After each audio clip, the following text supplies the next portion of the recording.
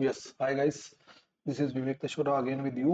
और हम बात कर रहे हैं हमारे टेस्ट इकोनॉमी के 2311 टेस्ट जो पार्ट सेकंड है, India and world economy test 2311, I repeat, के पार्ट सेकंड पर, जिसमें हम 5 मार्कर क्वेश्चन जो है उस पर बात करेंगे। पहला क्वेश्चन है, मोस्ट फेवर्ड नेशन ट्रीटमेंट क्या है? या सर्वाधिक पसंदीदा राष्ट्र की अवधारणा क्या है, या ये उपचार क्या है, या ये यहाँ पर इसे अवधारणा क्या है?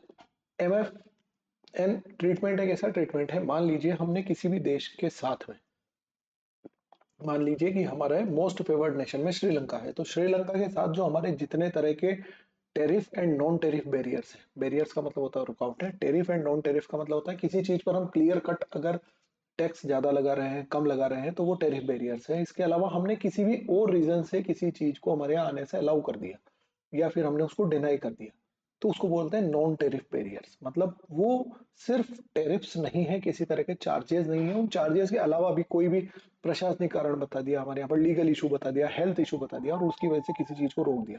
सो there are two types, tariffs and non tariff barriers in world trade. तो जब वर्ल्ड ट्रेड में किसी देश के हम फेवर की बात करते हैं, तो हमने जब भी किसी देश को अगर फेवर दिया, तो हमने हो सकता है कि श्रीलंका के साथ हमारा व्यापार बढ़े, इसके लिए हमने कुछ स्पेशल प्रोविजंस कर दिए हों कि इस कोस्ट पर ही, मान लीजिए कि अगर हम किसी ऐसी चीज की बात करें, मान लीजिए जूट की बात करें कि जूट श्रीलंका से भी आता है और बांग्लादेश से भी आता है, पर हमें श्रीलंका से ज्यादा जूट करना है, मंगवाना है, या हमारे को श्रीलंका के साथ में अपने ट्रेड रिलेशंस ज्यादा अच्छे रखने हैं, तो हम श्रीलंका से होने वाले जूट के व्यापार पर टैरिफ्स कम कर दें। इस तरह के जो भी प्रोविजंस हैं, जैसा कि यहाँ पर लिखा गया है कि जो वर्ल्ड ट्रेड ऑर्गेनाइजेशन के मेंबर्स हैं वो सबको इक्वल तरह से यूज करें। मैं आपको इससे समझा दूंगा। तो पहले हम टैरिफ्स जो है उनको लोअर कर दिया, इंपोर्ट कोटा हमने बढ़ा दिया कि हम जितना जूट है उसमें 50% श्रीलंका से ही लेंगे, तो ये कोटा फिक्स कर दिया। और इसके साथ में जो ट्रेड बैरियर्स हैं उनको हमने कम कर दिया गुड्स एंड सर्विसेज पे। अगर ऐसा किसी भी देश, एक देश के साथ जो डब्ल्यूटीओ के हस्ताक्षर करता देश है या सिग्नेटरी जो मेंबर्स हैं, ये उन पर एप्लीकेबल है, पहली बात। तो जब हम डब्ल्यूटीओ के सिग्नेटरी मेंबर हैं, इंडिया भी मेंबर है, तो वर्ल्ड ट्रेड ऑर्गेनाइजेशन ने ऐसा बोल रखा है कि अगर आप किसी एक देश को मोस्ट फेवर्ड नेशन का दर्जा देते हैं और उसके साथ में कुछ स्पेशल प्रोविजंस करते हैं, तो वो सभी देशों पर लागू हो जाएंगे ऑटोमेटिकली। इससे क्या होगा कि कोई भी मेंबर के साथ पक्षपात नहीं। This is for the non discrimination in international trade. ये गैर पक्षपात के लिए है, ठीक है। और ये डब्ल्यूटीओ के मेंबर्स पर सब पर एप्लीकेबल है। तो एमएफएन की जो कंसेप्ट है यहाँ पर हमने बता दिया। नेक्स्ट इस पर आते हैं, विश्व बैंक के जो डबल ट्विन गोल्स हैं, जो दोहरे लक्ष्य हैं, उनको बताइए। इस क्वेश्चन की डिमांड ये है। और इसके जो 5 डेवलपमेंट इंस्टीट्यूशंस हैं वो बताइए। वर्ल्ड ट्रेड वर्ल्ड बैंक के बारे में अगर हम बात करें, तो वर्ल्ड बैंक केवल एक चीज नहीं है। वर्ल्ड बैंक को हम जनरली वर्ल्ड बैंक या एक ही संस्था मानते हैं, ये एक संस्था नहीं है। इसके 5 अलग अलग पार्ट्स हैं। एक तो उसके बारे में पूछा गया, दूसरा ये बोला है कि वर्ल्ड बैंक का लक्ष्य क्या है, वर्ल्ड बैंक होने का आधार क्या है, वर्ल्ड बैंक होने का सोल क्या है, क्या आत्मा है कि हमने वर्ल्ड बैंक को एस्टेब्लिश किया। तो वर्ल्ड बैंक के 2 टारगेट्स हैं।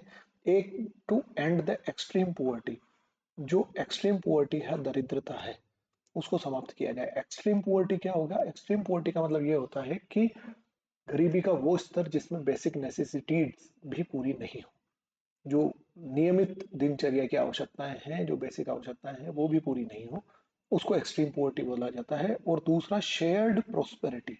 शेयर्ड प्रोस्पेरिटी का मतलब है कि जो समृद्धि है वो सभी देशों के बीच में शेयर हो, मतलब उसका इक्वल डिस्ट्रीब्यूशन हो समृद्धि का। ऐसा नहीं है कि कुछ वेस्टर्न कंट्रीज का डेवलपमेंट हो रहा है और बाकी के देश पीछे छूटते जा रहे हैं तो वो पीछे ही रहे।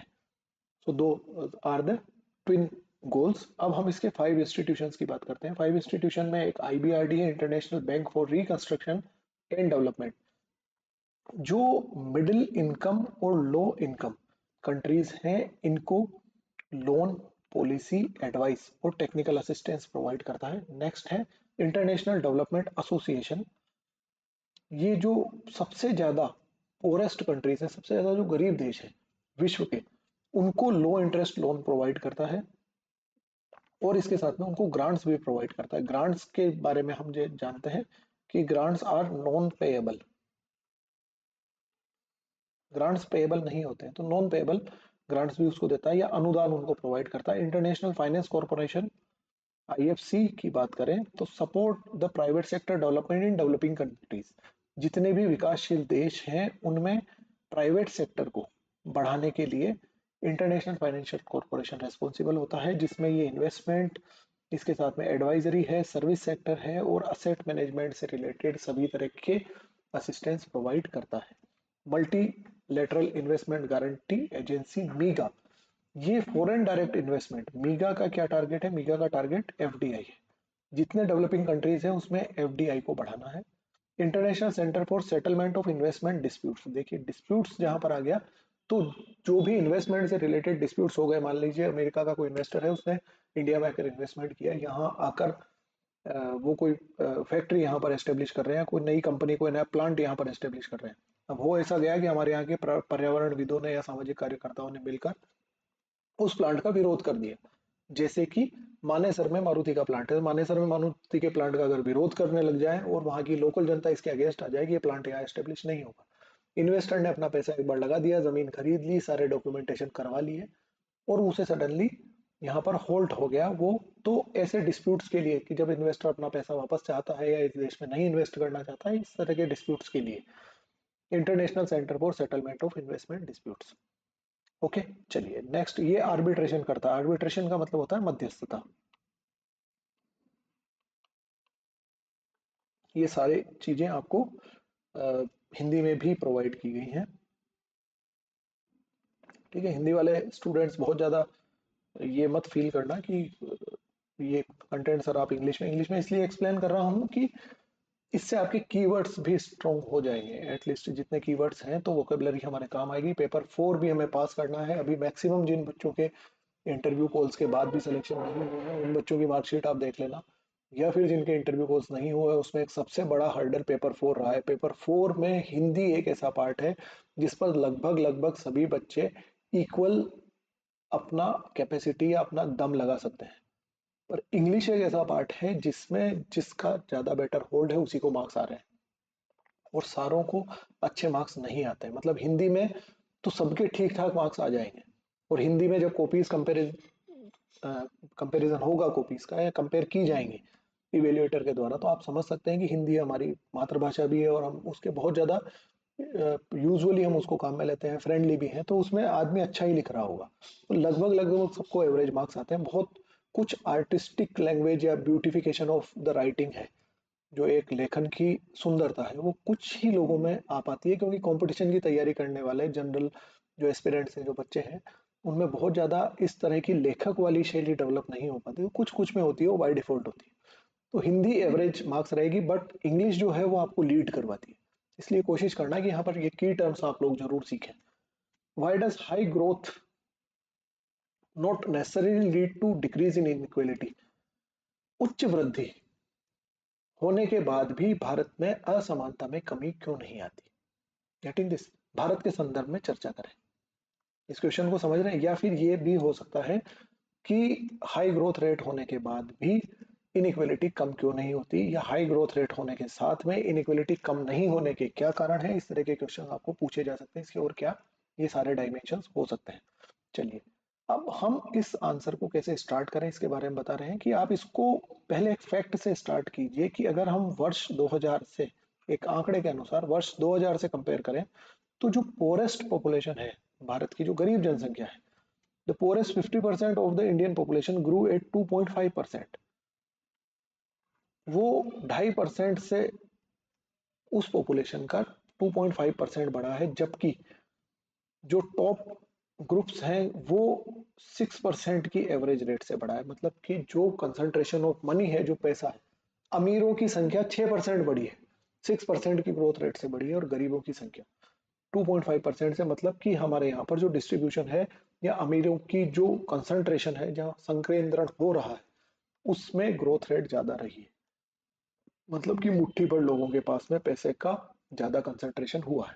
इसके लिए आप एक और डेटा कोट कर सकते हैं। आप ऑक्सफैम का नाम अगर आपने सुना हो, एक थिंक टैंक है ऑक्सफैम, को आप यहाँ पर कोट कर सकते हैं, जो कि इनकम इनइक्वलिटी या आय की असमानता को बताता है।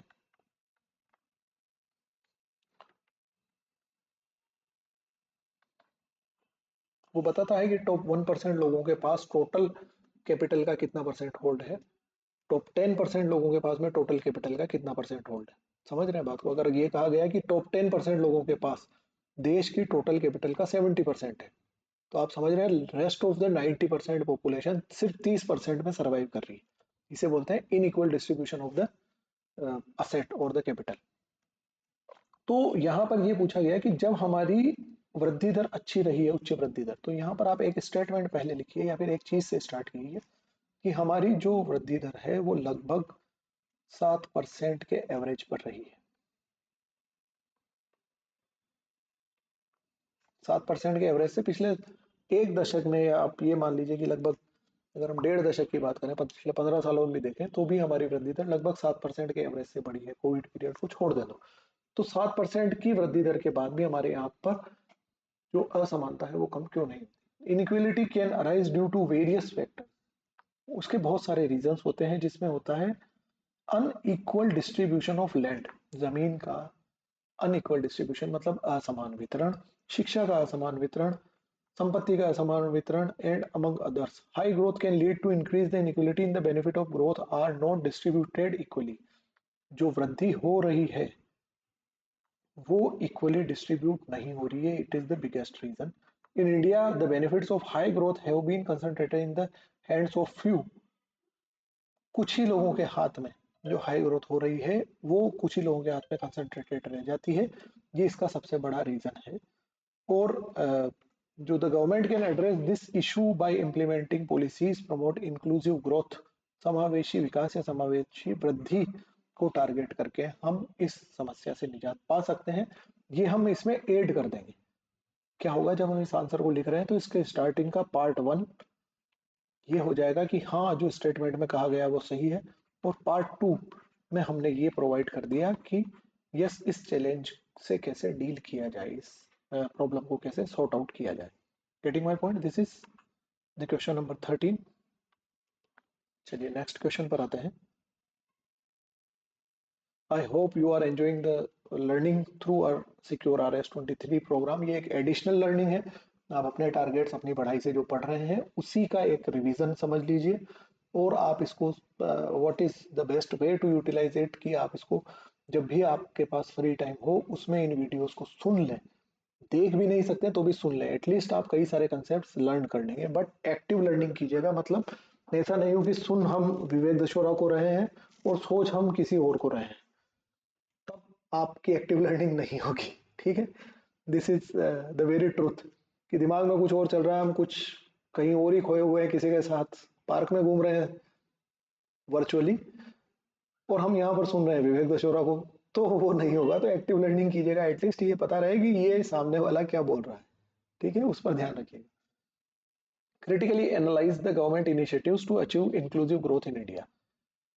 भारत में समावेशी विकास को प्राप्त करने के लिए सरकार की जो पहलें हैं उनका आलोचनात्मक विश्लेषण करें। ठीक है, इस क्वेश्चन की 3 डिमांड है। एक तो ये कि समावेशी विकास, वो हम समझ गए, ये 50 शब्दों में। अगर 100 शब्दों में होता तो मैं आपको एडवाइस करता कि हमें पहले समावेशी विकास की एक 15 शब्दों की डेफिनेशन से स्टार्ट करना चाहिए, वो हम नहीं कर सकते। दूसरा है सरकारी पहलों की बात, कि सरकार ने क्या क्या पहले की, किसके लिए? समावेशी विकास के लिए। तो उसके लिए जितनी भी जन कल्याणकारी योजनाएं हैं, वेलफेयर स्कीम्स हैं, उन सबको हम यहाँ पर लिख सकते हैं, उनके नाम लिख सकते हैं। उनके नाम नहीं लिखने के अलावा आप सिर्फ ये लिख सकते हैं कि ये समस्त जन कल्याण की जितनी योजनाएं हैं, ऐसी बहुत सारी योजनाएं चलाई जा रही हैं। 15 शब्दों में ये चीज लिख दीजिए, जिसमें आप गरीब हैं, विकलांग हैं, वृद्ध जन हैं, महिलाएं हैं, बच्चे हैं, उनके लिए अलग अलग तरह की योजनाएं चलाई जा रही हैं। Inclusive growth is a complex challenge that requires a multi pronged approach. ये एक बहुत बहुआयामी अप्रोच की इसमें आवश्यकता होती है। ये मैं अप्रोच आंसर दे रहा हूँ, अगेन बता रहा हूँ ताकि आप इसको अच्छे से पढ़ सकें। The government of India has made progress in promoting inclusive growth but there is still a long way to go. अभी हमारे को बहुत दूर तक जाना है। ओके, अब बात ये आती है कि आलोचनात्मक परीक्षण करना है तो आलोचनात्मक परीक्षण में सबसे मेन चीज आती है कि आपको वो चैलेंजेस बताने। जब कभी भी क्रिटिकली एनालाइज करने की बात है तो किसी भी स्कीम को, किसी प्रोग्राम को, किसी प्रोजेक्ट को, किसी सरकार को, सरकार के रिलेशंस को, द्विपक्षीय रिलेशन को, कहीं पर भी अगर क्रिटिकली एनालाइज टर्म आता है तो क्रिटिकली एनालाइज का मतलब ये समझ लीजिए कि हमें उसमें जो जो चुनौतियां हैं, जो जो हर्डल्स हैं, जो समस्याएं आ रही हैं, प्रॉब्लम्स आ रही है, हमें वो बताना है। ठीक है, तो हम यहाँ पर चैलेंजेस की बात करेंगे। तो समावेशी विकास और सरकारी पहल, जितनी तरह की भी योजनाएं हैं उनको फिर भी हम इम्प्लीमेंट नहीं कर पा रहे हैं। एक इसमें सबसे बड़ी इनएफिशिएंट इम्प्लीमेंटेशन, मतलब हम उनको लागू नहीं कर पाते हैं, उनका प्रॉपरली इम्प्लीमेंटेशन नहीं हो पाता। दूसरा, नॉन इंक्लूसिवनेस, कई सारे लोग उसमें छूट जाते हैं, आर नॉट इंक्लूसिव इनफ। अच्छा, अब मैं बताऊं इसको नॉट इंक्लूसिव इनफ का मतलब क्या होता है। नॉट इंक्लूसिव इनफ का मतलब होता है कि मान लीजिए प्रधानमंत्री उज्ज्वला योजना है, उज्ज्वला गैस सिलेंडर योजना। अब क्या हुआ कि हमने कनेक्शन फ्री में दे दिया और साथ में एक सिलेंडर हमने दे दिया।